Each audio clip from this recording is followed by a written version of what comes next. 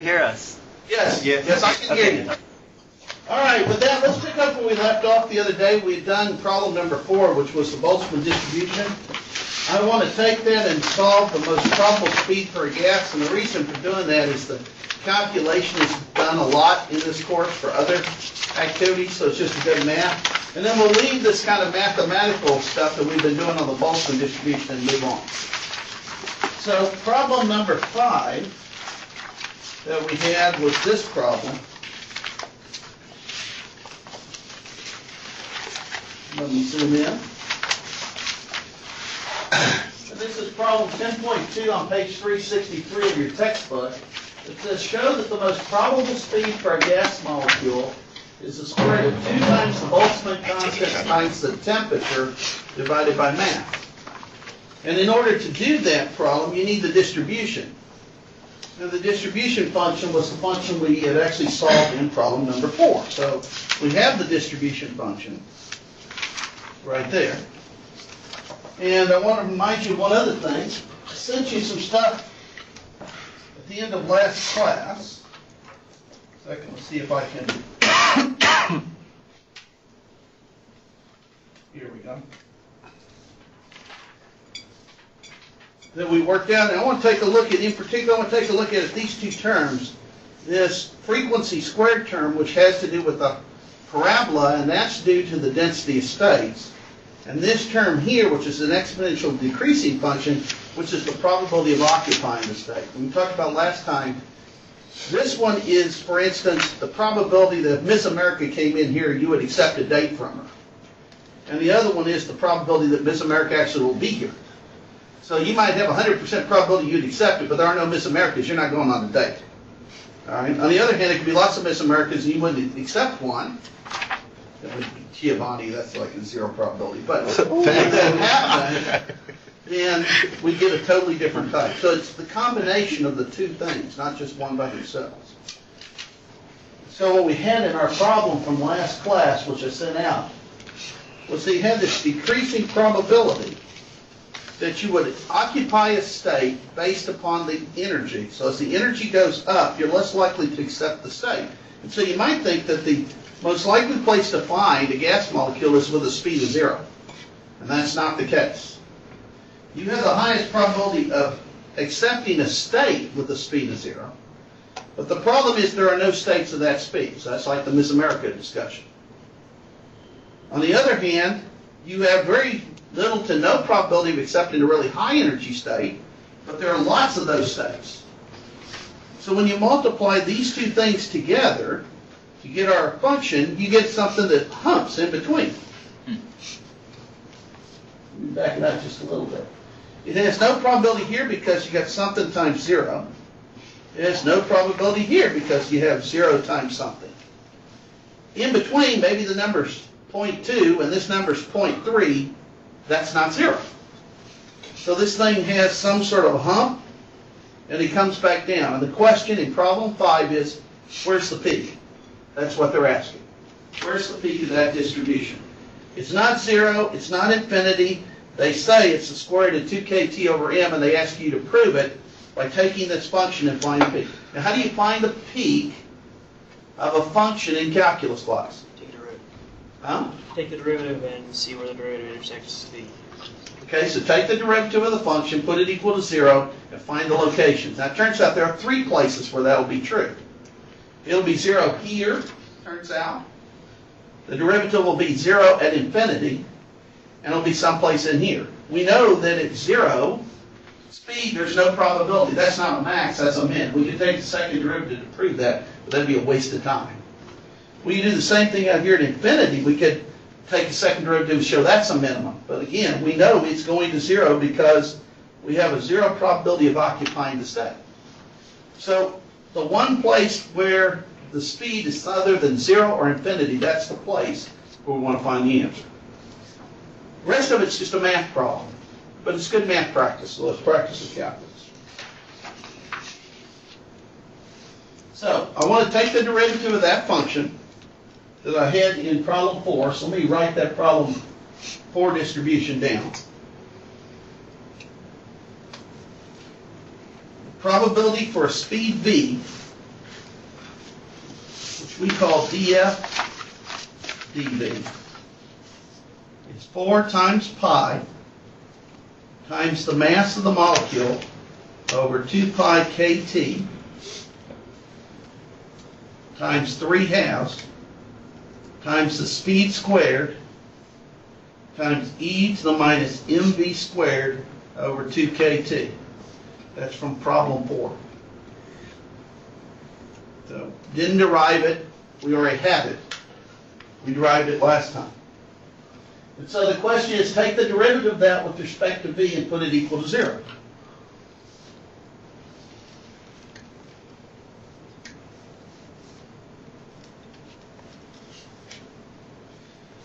Well, the constants all come forward.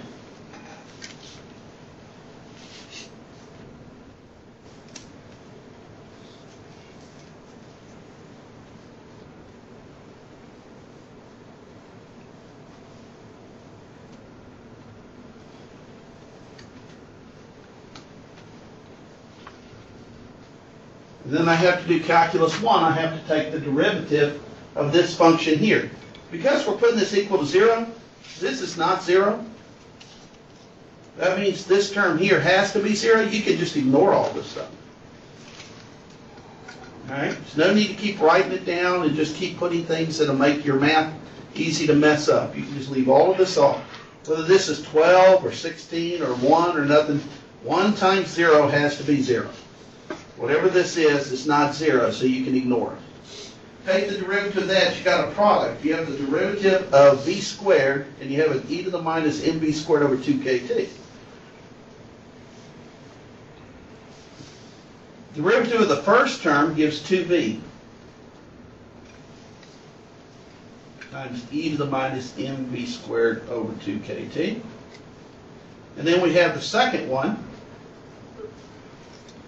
which is v squared e to the minus mv squared over 2 kT times the derivative of the argument.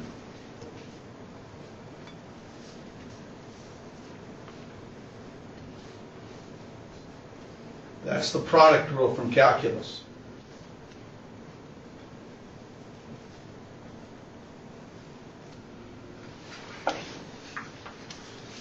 So 0 is 2 v e to the minus mv squared over 2 kT.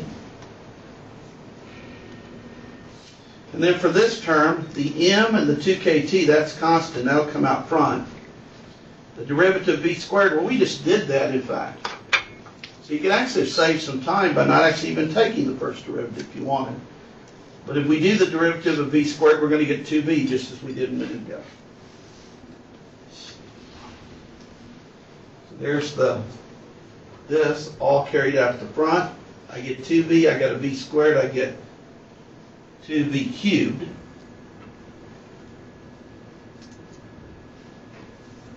And I should have written a little bit lower so that I could have had more space. So just zoom in a little bit. Kind of ran out of room there. The 2's cancel. What we'd like to do is factor some things out. Let's see what's common. We got a v that's common to both terms. We got an exponential that's common to both terms. So we'll factor both those terms out.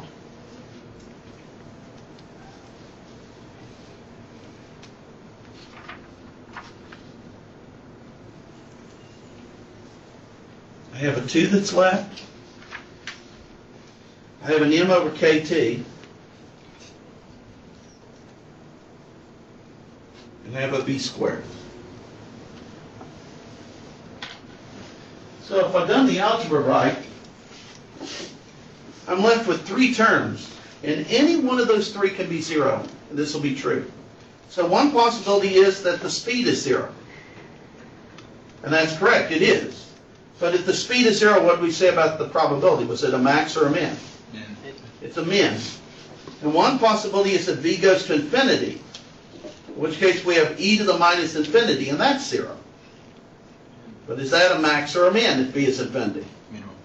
Min. So when this goes to 0, that's a min. When this goes here to infinity, that makes this 0, that's a min. So the one we want is when that's 0.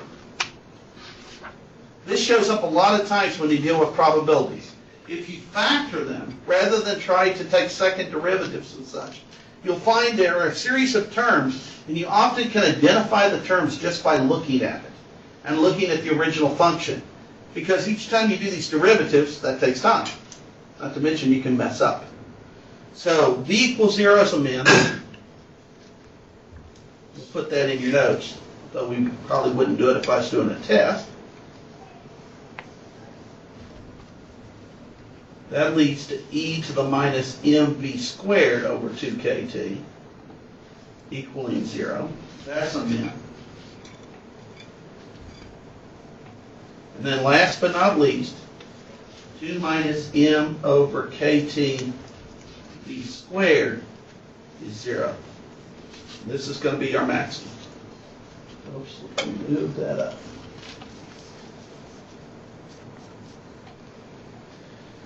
So that's the equation we need to solve, and it's simply an algebra equation. It's not a real hard one. So we have mv squared over kt is 2. V squared is 2kt over m. How did I get rid of the square? Take square root. There you go.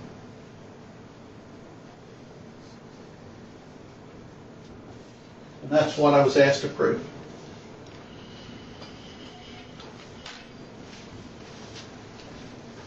So if you have a probability distribution, if you're fortunate enough to know it, or you can derive it, or whatever, you can find the average.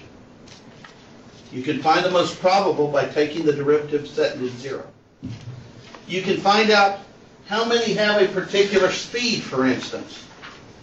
Because you could go back up here and integrate this over any region of speed. So you could find out how many of them are between speed v1 and speed v2. If you have the probability distribution, you basically have everything. The problem is to find the probability distribution. In the case of an ideal gas or a classical system of distinguishable particles, the answer to that problem is the Maxwell-Boltzmann distribution.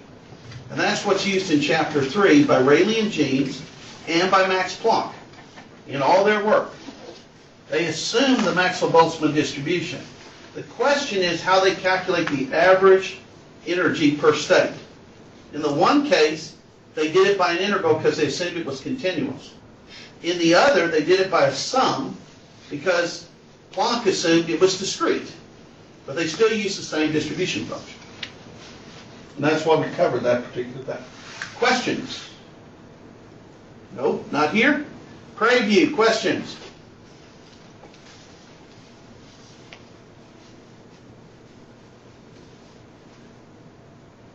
Oops. I don't see you. I don't hear you either.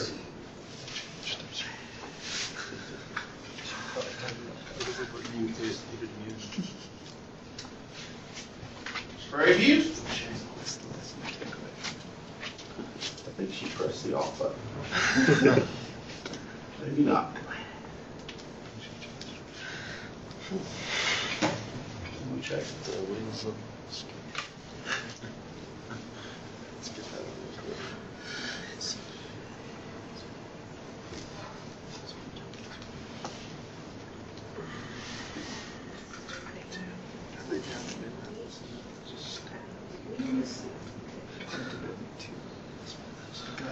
So, I would think I would be able to ask you guys on the test that you are what you test. I would expect that I would give you the Boltzmann distribution. In terms of the normalization constant. I expect I could ask you something about what happens to the probability with energy. It exponentially decreases. I should be able to, given you the distribution, ask you to find me an average, to normalize it, to find me the standard deviation, or to find the most probable location. Make sure you can do all of those. All of those are worked out in problems that you've been assigned. You're also going to find more of those in the homework assignment. So if you haven't mastered that, get an early start in your homework. It'll take you a while to get those done. You can see how there's calculus, and it takes a while to go through all the steps. Okay. Well, I don't know why I'm not seeing their picture. Okay. All right. Let's move on. Please enter your conference ID.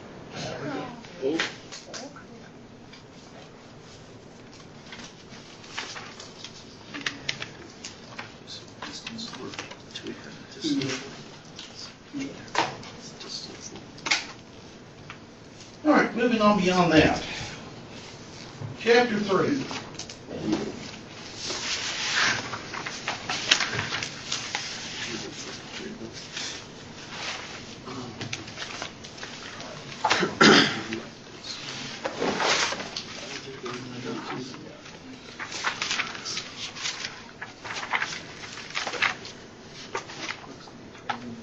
That's Central Texas, but he's not there because he's watching the tape. That's why he's not there. I know where he's at. He has a conflict with work. Well, they can pick up, we'll continue moving on. They can pick up whatever is on the tape.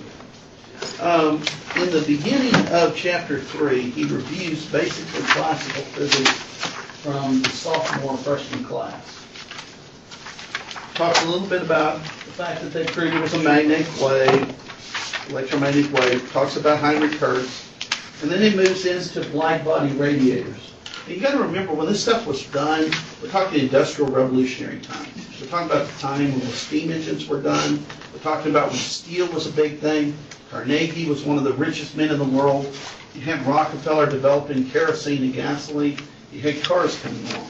So the processing of steel is extremely important.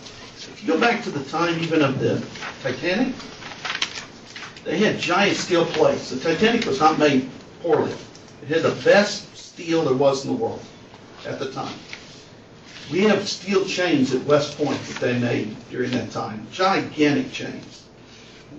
We decided to put them to a test. We took a dog chain from Walmart and tested its strength against these gigantic, massive chains. The dog chain from Walmart wins.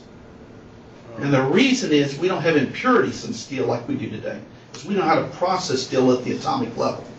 All right, so today's steel is infinitely better. Well, that's the sort of problems they had, was trying to figure out how to process it. My great-grandfather was a blacksmith, and what he would say is, you heat the buggy steel string to about cherry red, whatever that means. Then you dip it in sand and oil. You twist it, and that makes a proper buggy spring. If it's just a little too hot, it's too brittle, it breaks. If it's just a little slow, it collapses. Well, cherry red is by his eye. That's not what you call a reproducible parameter. So they needed things to reproduce, and one of the things they built was called pyrometer. You put a filament. You heat the filament red, and as you heat the filament, if you look at it into the steel of the pot, when it matches the same color, it appears invisible. And then you have a temperature, because you know the current and everything, of what that steel is, and you can reproduce it every time. So making measurements at high temperature were vital to them. Okay, this was a big thing. So one of the things they figured out was that if you take a cavity of something with a hole in it, and if you look at that hole's color depends only on one thing, temperature. It doesn't depend on what you make of it. It can be steel, it can be made of gold, it can be made of copper. It doesn't matter what color it is. It doesn't matter whether it's shiny. It doesn't matter whether it's dull. Just the temperature. So I have 3 cups here, which are my own crude version of a black body radiator. And their colors at the bottom, I'll tell you, are different. Totally different. But the spot in the middle is black because the temperature range that comes out of that color is not in the area that your eye can detect. It's in the infrared. Now, if you were to heat this thing, that hole, every one of them would start shining the same color red for a given temperature. And if you kept turning it up, it would change colors, but it would always, all of them would match, no matter what they're made of. The reflection of colors, that bounces off, not due to heat, but just due to bouncing light, that's different. This is red, this is white. The hole, I've got to make sure it doesn't bounce. So I made it like a fish trap. The light gets in, bounces around, but it's very hard for it to bounce and come straight back out. So what actually happens is this cup absorbs it and then vibrates the atoms, and it emits that light in a temperature dependence. And it has to match up such that all the energy going in comes out. If it didn't, its temperature would change. They show that same sort of thing here. And I show it in my notes too. There's a small hole, the light's bouncing all around, bam, bam, bam, bam, bam. And then you're looking at that hole. Okay? Now I'll show you just to prove my point that these guys are all the same. So there's one of them, right? See if I can get some sharp enough to buzz it.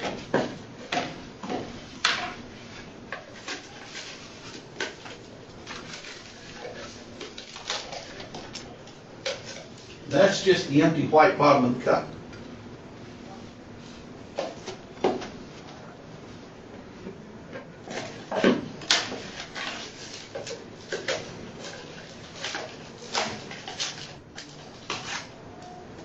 That's a red bottom of the cup, because I put red paper in the bottom of it.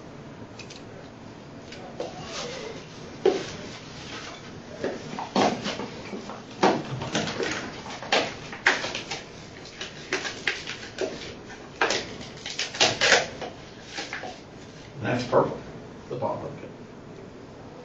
So it doesn't matter what the cup is. It's not a reflection. It depends on the temperature of the cup. So by looking, if I put a crystal, say like a grating, or just a regular like prism, and I look at the color will give me the temperature. And experimentally this had been done. And they came up with an incredibly useful formula known as Wien's law.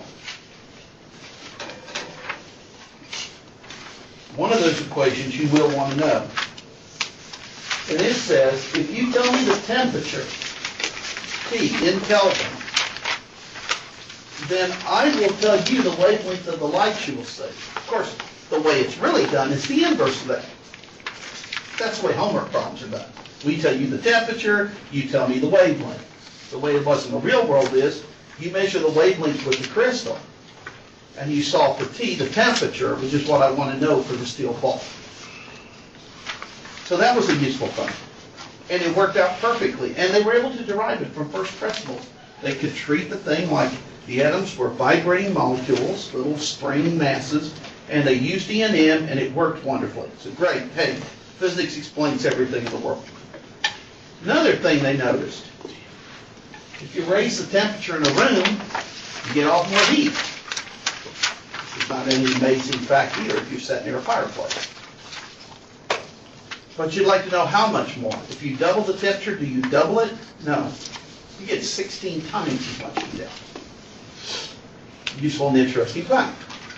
So if you were to count up all of the energy, that is, if you were to integrate over this distribution function over all frequency, if you raise the temperature, you see two facts. One is the area of the curve gets bigger, and it gets bigger to the fourth power of the temperature. And the second thing that you know is that the peak shifts. So here it's black because it's too low a temperature. If you do a little bit more, it shifts. And this peak, the most probable wavelength, moves over to the red, and that's what your eye is seeing. You can't see these colors down here. These over here, there aren't enough. This thing is hugely peaked. It sees red, and so you say the object is red. It's actually composed of lots of colors. And you can measure that today with a computer. All right. So, the second law about the area under the curve is called the Stephenville law, and it says the power, that is the energy per time, divided by the area of the object is equal to some constant times the fourth power of the temperature. The area, this makes sense. Make a bigger fireplace, even at the same temperature, you get more heat out. All right, so little cube has a few atoms vibrating with some average energy. You won't get as much as if you have a bigger cube with more atoms giving it out. Just as you'll do better if more people are giving you paychecks, even if it's the same size paycheck. All right? And of course, if you sit there longer, you'll get more heat. You get more total energy. So it's energy per time per area. Both of these experimentally were verified. Both of them, they could get kind of rough mathematical. The problem was in trying to come up with this distribution function. When they applied classical physics, that is the Boltzmann-Maxwell distribution, and when they applied the equipartition theorem, which comes from the Maxwell-Boltzmann distribution, they did not get this. What they got was something that kind of looked like this. So as the frequency went higher, the amount of energy coming out went to infinity. So you get an infinite amount of energy out. Well, if you get an infinite amount of energy out and it's radiating us, we get infinitely hot. If we got infinitely hot, we would vaporize. If we vaporize, we would all die. If we all died, well, if I died, that's a catastrophe. I'm not sure about y'all. At least in my frame of reference, according to Nietzsche, I'm very important. So, therefore, they called it, because this is over in the ultraviolet region, the ultraviolet catastrophe. Now, obviously, that's not the world. The universe does not cease to exist. So the problem is somewhere in the physics. But here's the question. Where? You've applied E and M, which has worked everywhere, including relativity later on. You've applied classical mechanics, which has never failed at this time. You've applied the equipartition theorem, which has built steam engines and heat and electricity, and we went out and we built, all sorts of bridges and such. Where's the problem? We haven't done anything unique. Well, you are integrating over this. Maybe the problem in calculating an average, since there's calculus in an average, is something of the way in which it converges. Maybe it doesn't converge fast enough and the interval blows up or gives the wrong answer. The way to do that, of course, is approximate the interval by Riemann sums. Take little sums, sum up the areas under the curve, and then at some point let the widths of the areas go to zero. This is basically what Max Planck did. He tried to add up little areas, and he tried to let it go to zero. The problem is, it blew up every time he let the box go to zero. The only way he could get the answer to the experiment was leave the box fixed, with a fixed width. Now, he never believed it, but he has a constant named after him for the width of that box. It would take a younger man, Einstein, to come along and change the way we think about the world. To him, to Planck, this was just a problem. Something went totally wrong in the mathematics. It has nothing to do with the physics. That's a Planck length you're referring to? Well, the Planck length is when you start comparing, for instance, lengths with Planck's constant in it, or time with respect, because everything in some way with the uncertainty principle is related to Planck's constant. So it is related to that. But in this case, it's just the simple number itself, which he never believed in. To the day he died, he never believed in Planck's number, which is unfortunate. So, two big equations. Make sure you know the Stephenville-Boltzmann equation. We'll ask you questions on it. That's why it's in a box. If it's in a box, you must know it. All right. I don't expect you to know the number or the constant. I'll give you the constant, but I expect you to understand the principle of the Boltzmann distribution. Likewise, I don't expect you to remember this constant, the V constant, but I do expect you to know the idea of the law. As the temperature goes up, the wavelength of the peak goes down. It moves to colors from red toward blue as the temperature rises. Okay? Those two things. So there's a problem in your book. That I'm going to slightly modify, but makes a good piece of problem for this section of the book. Let's see if I can back it out a little bit. It says the surface temperature of the sun. Contrary to the Aggies, we're not going to go to the sun at night. All right? You want to know the surface temperature of the sun. You can't go to the surface temperature. How do you get the surface temperature of the sun? Well, we can use our black body radiator to figure it out. The sun's radius is 7 times 10 to the 8th meters, and the average Earth-Sun distance is 1.5 10 to the 11th meters. The power per unit area of all frequencies, that's integrated, from the sun is measured at the Earth to be 1.4 kilowatts per meter squared. By the way, that's a useful thing to know. There's roughly, in a 1 meter squared plot, 1 kilowatt of power. That's it. You can't violate that for solar power. You're going to be less than efficient. 100% efficient, you can get about 1 kilowatt in a 1 meter by 1 meter solar panel. A rough thing to know when people are doing energy policy discussions. All right. Assume the sun is a black body. That is, assume that 100% of the energy in is re-emitted. So it obeys the Stephenville law exactly. And then they ask you to find the temperature. So how would we do that? Here's the way we think about it. There's some here.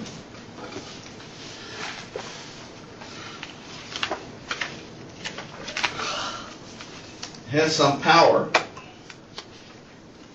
It's being radiated in all directions. Like that. Somewhere out here at a distance equal to the Earth's distance to the sun, we call R, is our Earth.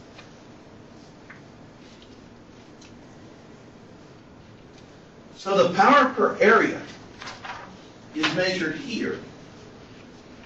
The power per area in the Stephenville law, though, is at the source.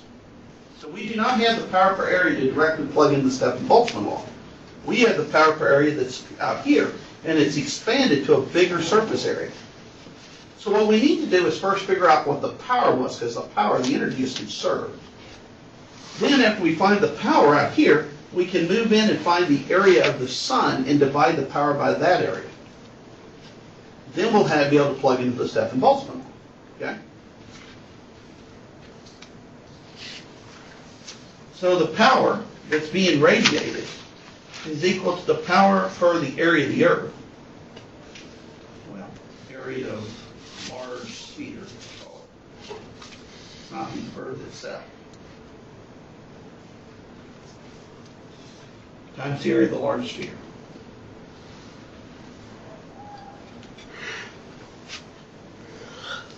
So it is the power per area measured along this sphere times the area of that sphere. They gave you this. They said at planet Earth, the amount of that is 1,400 watts per meter squared.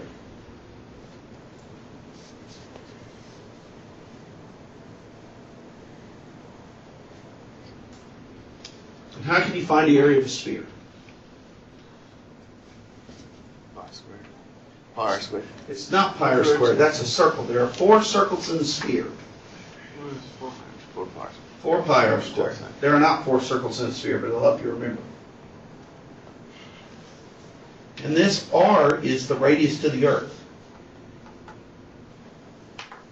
So it's a not two-dimensional, where you're going out like that, even though it looks like that on the paper. It's a sphere, right? So there's all sorts of different rotations. And that all works out to be 4 pi. It's 4 pi r squared, not pi r squared. There are 4 circles in the sphere. Now really, but it'll help you remember. In a hypersphere. Now you can put in the value of r, and you can put in the 4, and you can put in the pi, and you can calculate that. I'm not going to do that. I want to find P over A there. So P over A of the sun would be 1,400 watts per meter squared times 4 pi r squared. How do I find the area of a sphere? All those 4 circles. Right, so 4 pi, but what's the radius this time? It's the radius of that sphere. I keep hearing area and thinking volume. 4/3. Yeah. Yeah, you integrate that, you get 4/3. The 4 pi's will cancel, and that's the reason why it'd be a good idea not to go and try to divide it or multiply it, because you're always putting an error in there. So there's actually a name for this. It's called a solid angle calculation in advanced physics class. It's the ratio of the 2 areas. So if you double the area, okay, your power per area is going to go down by 4. If you triple the area, it's going to go down by 9. So it goes down. What we measure at Earth is a lot less than we would measure if we were closer to the sun by the square of the radius. What I need for the Stephenville is the area of the radiator, not the area of what a person measuring way out from the fireplace. So if I get further and further from the fireplace, it gets colder. That's why my dog sits right up next to the fireplace. Stephenville doesn't talk about out here. It talks about what comes out of the fireplace itself. That's the area in the calculation, not the area out here, which is what they gave you in the problem. So a lot of times they'll give you a different area, and you have to convert it. Those are the area of the actual radiator itself. The area of the actual radiator. And by the way, be careful, it could be a cube, in which case there are 6 sides to the cube, and you got to add up each one, if they're all radiated. So in this case, if we do that, let's go ahead and calculate this guy. P over A sun. 1,400 watts per meter squared. And it said the radius of the Earth was 1.5 times 10 to the 11. And the radius to the sun was 7 times 10 to the 8. And then you're squaring that. So if you made this 15, this would be about 15 times 10 to the 10th. 15 over 7 is about 2. 10th over 8, that's 100. So it's about 200 squared, which is about what? So here we are, mental math. 40,000. Huh? 40,000. 40,000. So it's going to take this. You only get 1.4 kilowatts per meter squared here, but you get 40,000 times that. Or you're talking about something on the order of 40 megawatts per meter squared coming out of the sun.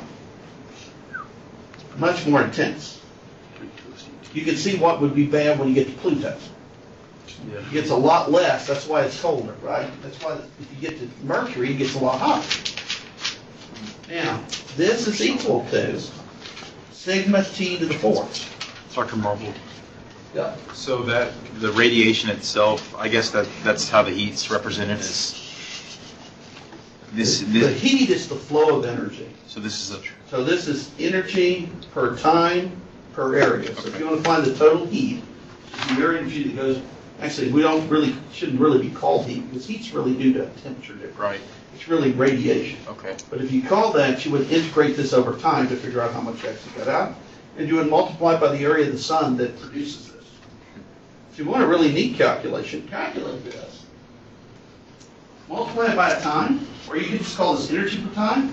That's got to be equal to mc squared. Figure out how much mass the sun is losing. Turns out it's losing quite a bit of mass.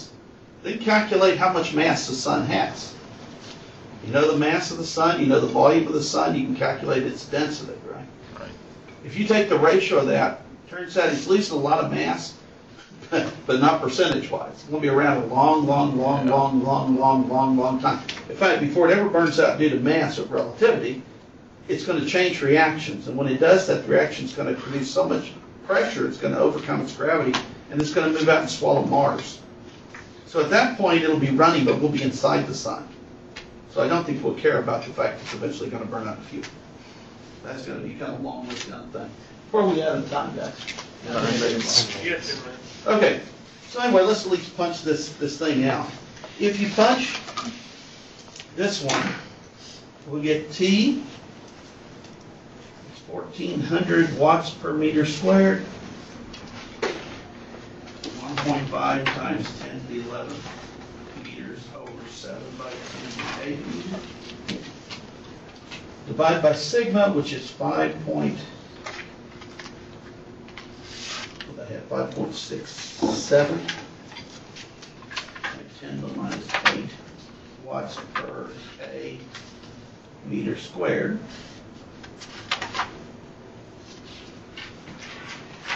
And take the 4th root of that.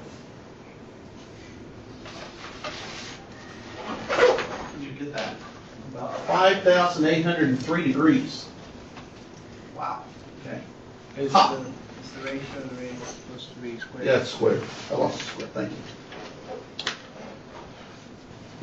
So it's hot. All right. Very, very hot. Now, what could you do with this? Well, you can go one step further. If you know the temperature, I can ask you what's the wavelength. Anybody want to guess?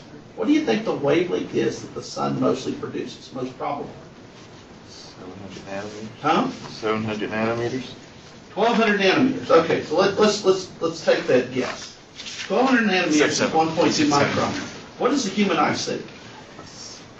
700, between 600 and 700, so you would not see it. So the sun is invisible. Okay. It's probably not likely. There'd be some really hot object that from outer space that heats So it. let's say 700, Huh? He said 700 originally. 700. So what's the color of the sun look like? yellow. 700 would be red. You'd have a red sun. So 600. Yeah, keep going down, it's in the 500 nanometer region. And that's exactly why. Why is our eyes adapted by evolution for that? Because that's the color the sun is. So if you want to be the most competitive, your eyes have adjusted to the wavelength of the sun. That's why they are. We've adjusted to our environment, just as we've adjusted to radiation and other things. You can prove that that's where the wavelength is, because now that you got this, you can go back here and apply this beam law, if I can get my constant that I need, 2.898 millimeters Kelvin. 5,093.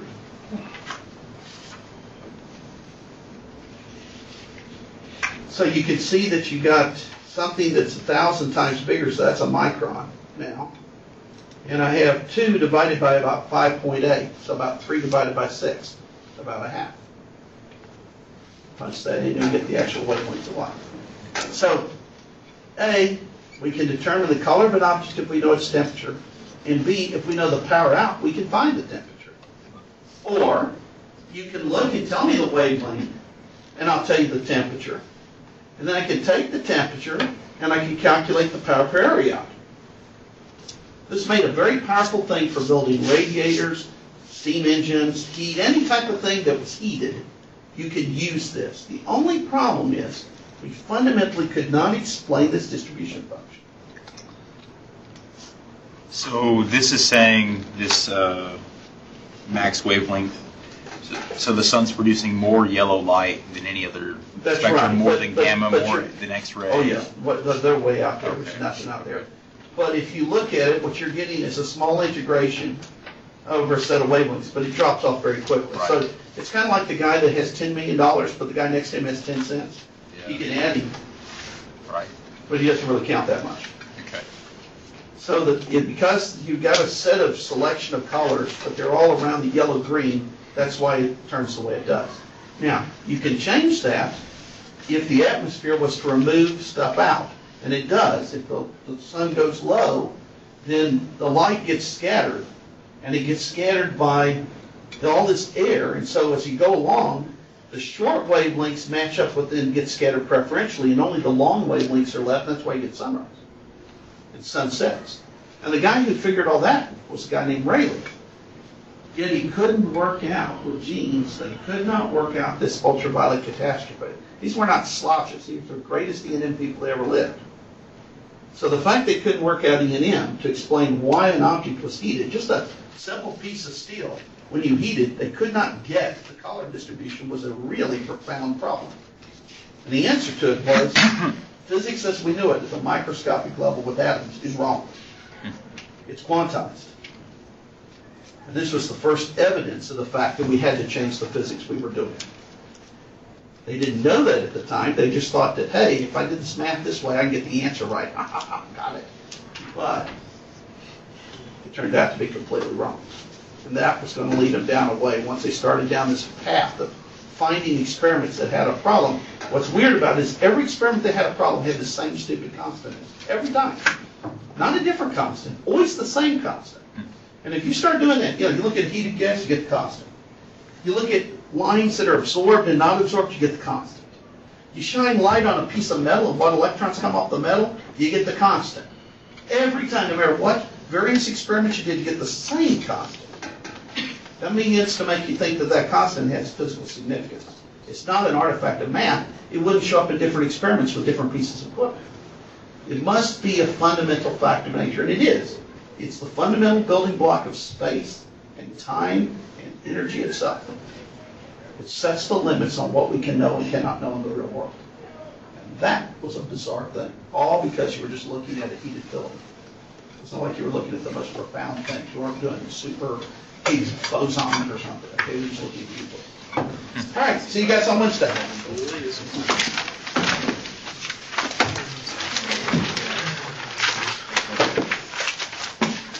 lab this afternoon.